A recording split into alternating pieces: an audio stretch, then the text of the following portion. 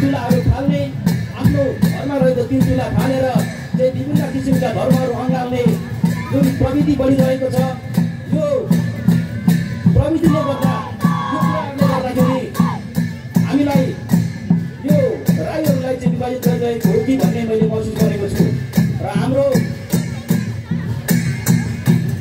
अर्को कारण भनेको हामी अलिकति बढी हामी चाहिँ अहिले यो समयमा राजनीतिक हिसाबले हामी एमाले, कङ्ग्रेस, माओवादी, अन्य थरीका तपाईँको पार्टीहरू भन्ने हामी हिँडिरहेका छौँ। तर हाम्रो जाति अथवा जातिमा भएका हाम्रो समस्याहरूको बारेमा हामी दाबिरहेका छैनौँ।